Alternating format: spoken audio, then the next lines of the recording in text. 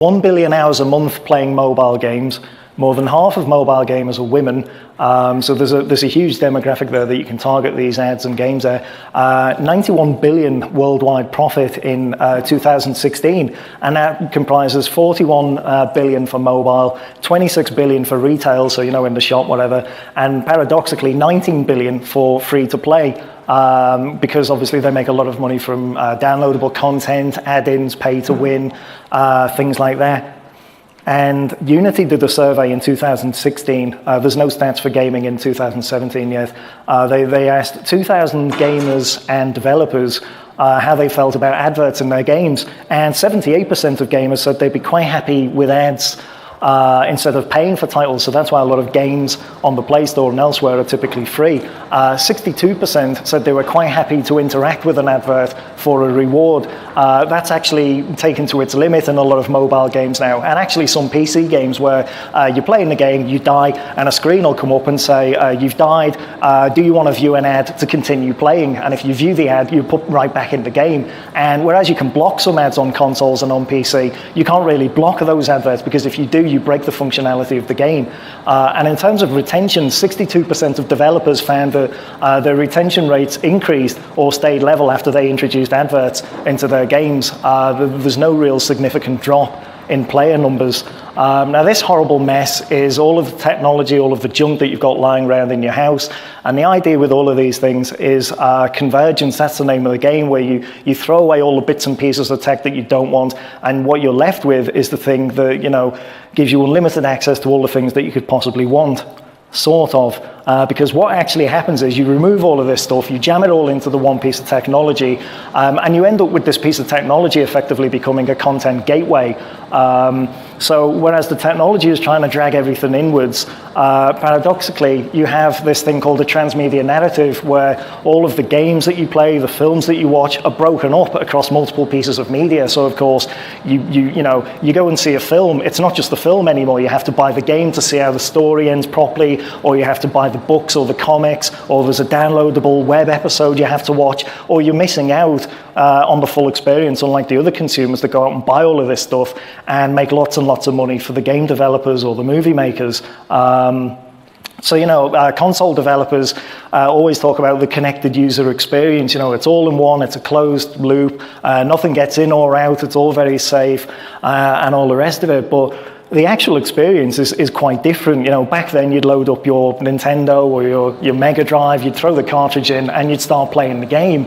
Now, it's actually quite a bit different. You have these horrible splash screens with awful whooshy noises, and there's a logo from the console manufacturer, and you've got to work out, when this thing's going to stop making awful noises at you so you can actually load up the game.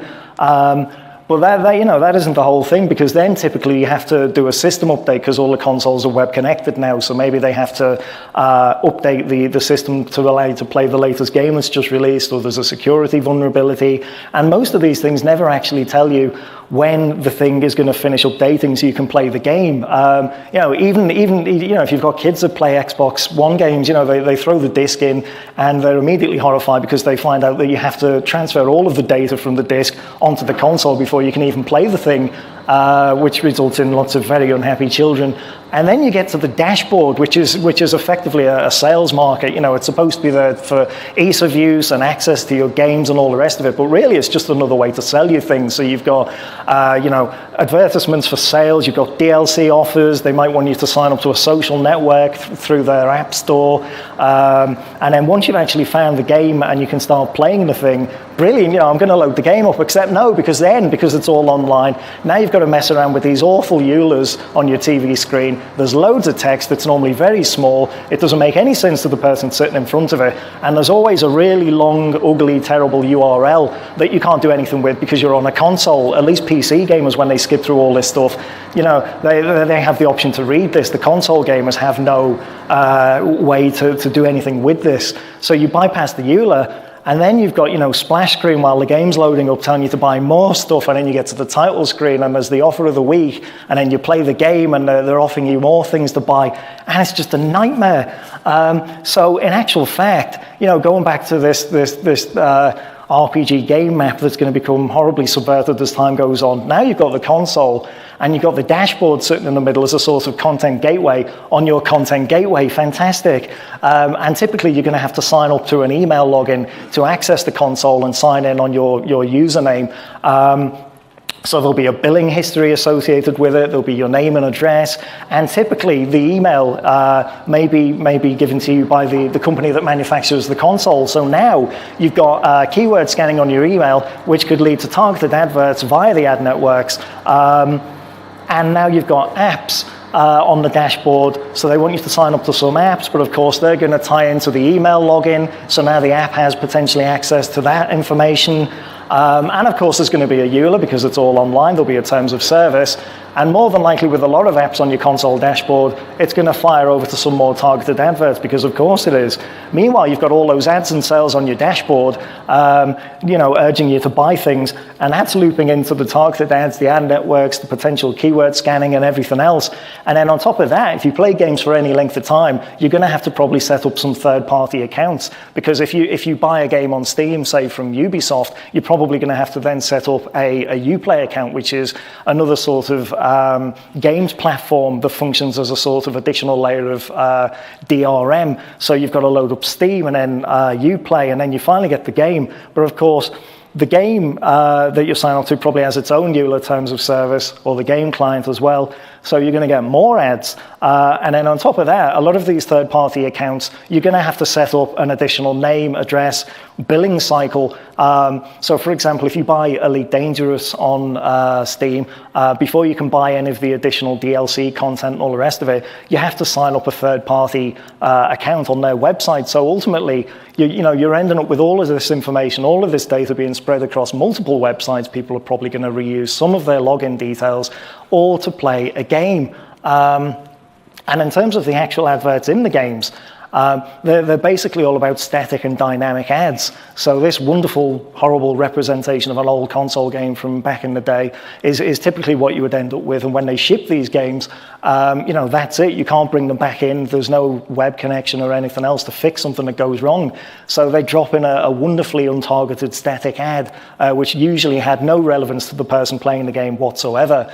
Then dynamic advertising came in with the rise of net-connected consoles such as Dreamcast and PlayStation and the generations after that. So instead of the clothes shop on a car game, they might advertise some sort of classic car, or they could update it and change it again for some sort of sports car if that was what you were into.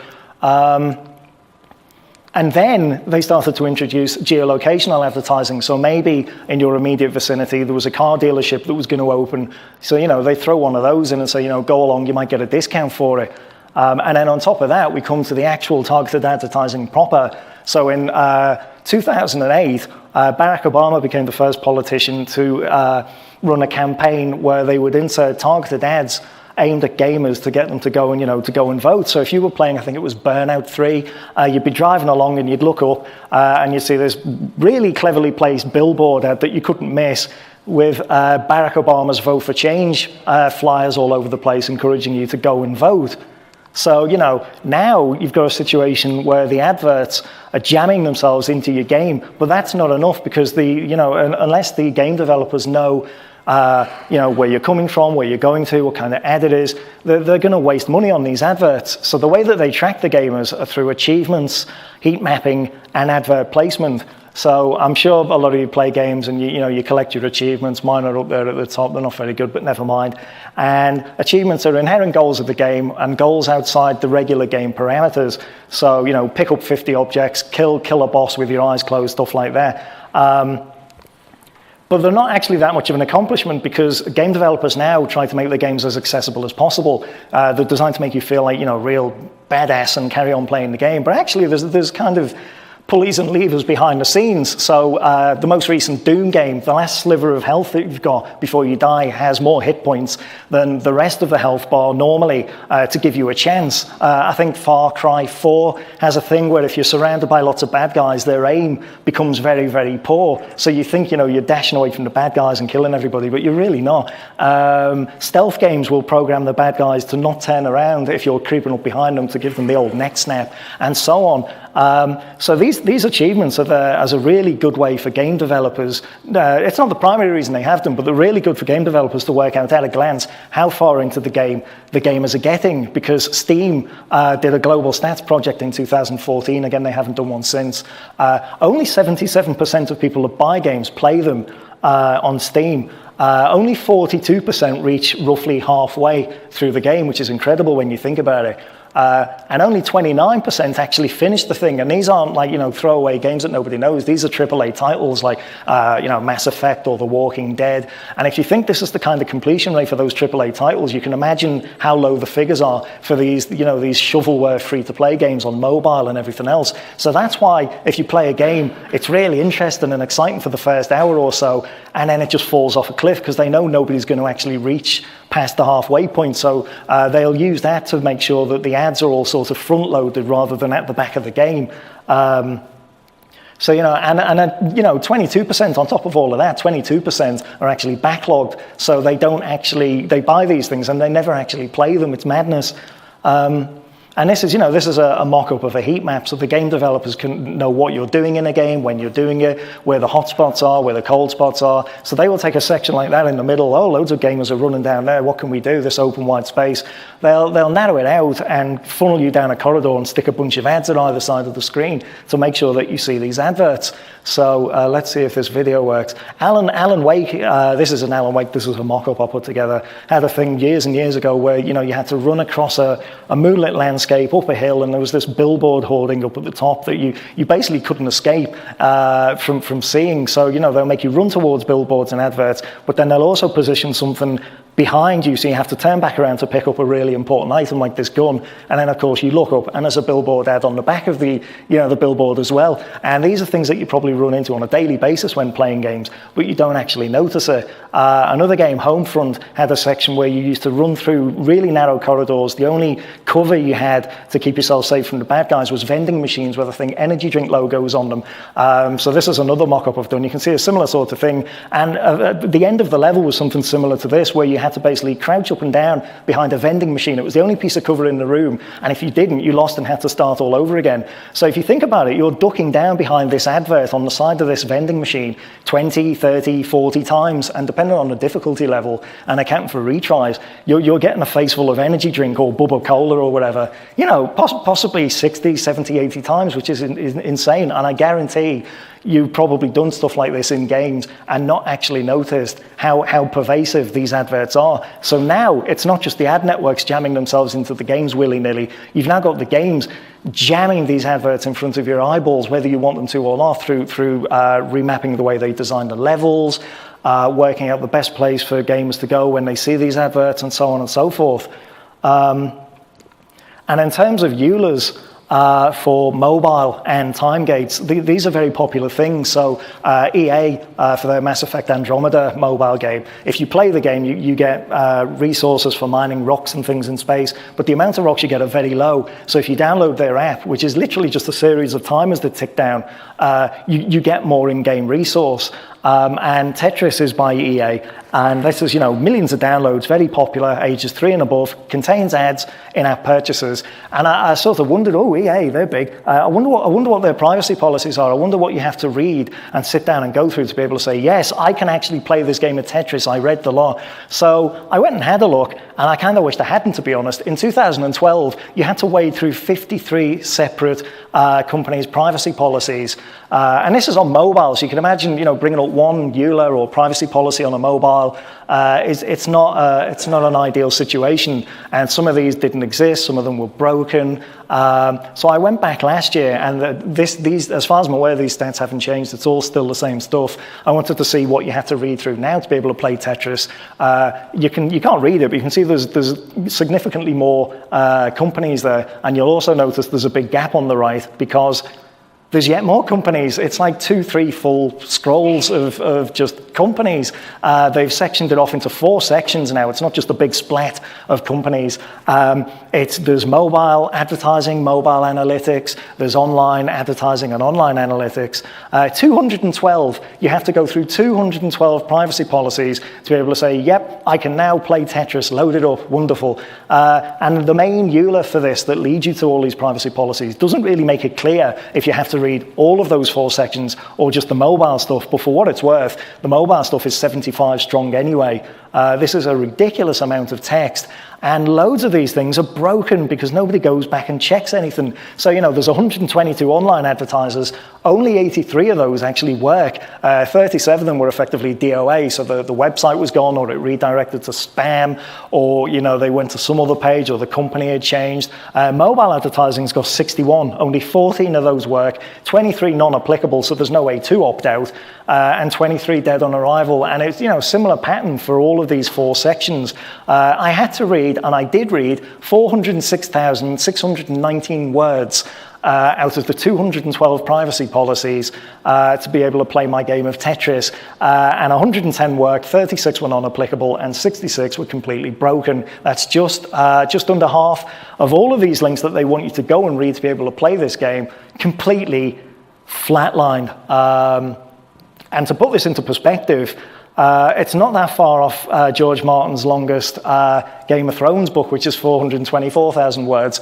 And, you're not far off the entirety of the Lord of the Rings trilogy, quite frankly. I mean, this is absolutely unbelievable, And this is if you want to play Tetris or some other EA properties on your mobile device. So, this took about 12 hours. It was 12 hours of hell. I did attempt it on a mobile, and I gave up after an hour because it was ridiculous. So that 12 hours was spent reading through all these on a desktop, and that was also hell, but never mind. And in terms of virtual and augmented reality, virtual reality is where you throw the headset on and everything's, digital. Augmented reality is where, you're looking through your phone or, say, something like Google Glass, and you get these digital things bolted over, the reality in front of you. And this is now moving into a big space for advertising. But the augmented reality apps, people haven't really thought about how these things work in the real world very well. I'm sure you've all heard the stories about Pokemon Go users falling down holes and ending up in nuclear power stations looking for the latest Pokemon. They actually ended up going to court, I believe, in the States because national parks didn't want their Pokemon Go players trampling all over the nice flowers. So this is a bunch of push alerts on a phone, emergency alert, hurricane warning, hurricanes are coming, and then at the bottom, you've got different Pokemon maybe appearing in parks around you. It's a great time to explore your local parks. No, it isn't. It really isn't. 1939, we got the Viewmaster. This is a stereoscopic 3D device. You plonk a disc in, you look through it, and it's kind of a weird 3D experience. How many people had one of these? Hey, brilliant, quite a few. This still exists. It's actually a VR device now. So this one's mine, and you stick the phone in, you go on Google Play and download some of the games. And the games aren't that good, really. They're primarily for kids. They're 300, 400 megabyte downloads, but all of the content is locked. I tried the Teenage Mutant Ninja Turtles game, and you're basically in a sewer with 4 green things and a big talking rat. And, the game consists of walking up to each of the characters, and they'll give you a line of dialogue and then implore you to buy a minigame. You've got no idea what the minigame is, really, or what it does, or how long it is, or what content is in there. And most of these games that I tried and tested out are like that. And, the reviews are great. The low rating is due to the fact I didn't see anywhere this is a demo.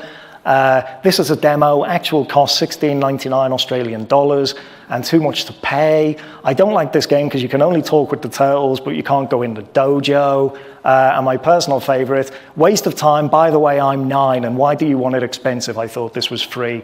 Poor kid. And this is me with a silly helmet on. This is the HTC Vive. I'm looking very cheerful there. VR Ad Rush. HTC have got this amazing advertising network package that they're setting up now. It's only available to use. I can't use it at the moment. It's only available to game developers in China and elsewhere. So this network, this ad network that they're setting up, allows game developers to download an SDK so they can build it into their games. You can place 2-dimensional adverts, 3-dimensional adverts, sort of adverts for apps on the infamous dashboards. They will show you how to code it. You sign up and the ads are injected into the games and you make money from the views and everything else. And they've got, really well thought out packages for both the HTC Vive and the mobile. So effectively, this is a really targeted way, like those games earlier on where you got the ads down the funnel. If we go back to that with the Jazz Club ad, now this is 360 degrees. This is in your face. They can combine the adverts with sound if they want. But what happens if a shady ad person manages to get into one of these networks and replace, legitimate ads with garbage? It's not going to be too far off before we've got these virtual reality games with fish links and fish ads popping up for free coins and everything else. A lot of games will let you open up web browsers in-game. Some of them include that as their functionality. So this really isn't a stretch to imagine this is going to happen. It definitely will at some point. But what if they don't want to make some money or steal some accounts? What if they just want to troll people? Because they could just simply place in something that could trigger an epilepsy attack, or something along those lines. And this is a big concern with VR because a lot of people don't have epilepsy attacks and don't know they're epileptic until they actually have one. So it would be very, very easy for someone to jump into one of these ad networks and potentially do something like this. Adobe are buying into the virtual ad space with a particular interest in adverts in the cinema. So, you go to the cinema, you're watching the film with this headset on, or you're at home with a headset on, and then I'm not entirely sure where these are supposed to be placed, but you'll get all these swooshes, promos for food and hot dogs and drinks and all the rest of it, and vouchers that you can take and go and purchase either in stores or in the cinema. Again, I don't know where you would see these. Hopefully it wouldn't be during the movie, so it leads to the possibility that you'll have cinema trailers and then you'll have ads bolted onto ads, which is wonderful. And even Apple's AR kit, that allows developers to make augmented reality games. So you've got like IKEA space that's effectively gamifying all of these real world tasks to make money. So, you wave this thing around in your house, you position and spin with real accuracy these bookshelves and tables and chairs, and then a quick swipe and you've purchased it.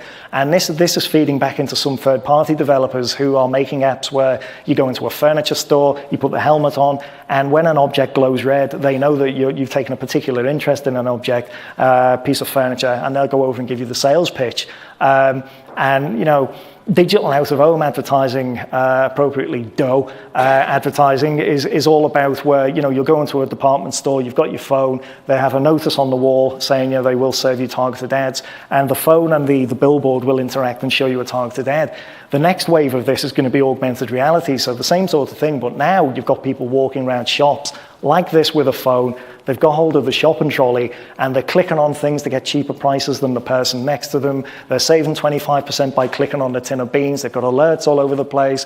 And this just sounds awful, frankly. And then, of course, they'll be able to use that data and stack it against everybody else in the store. So they'll be able to predict when there's going to be a bum rush on one product or another.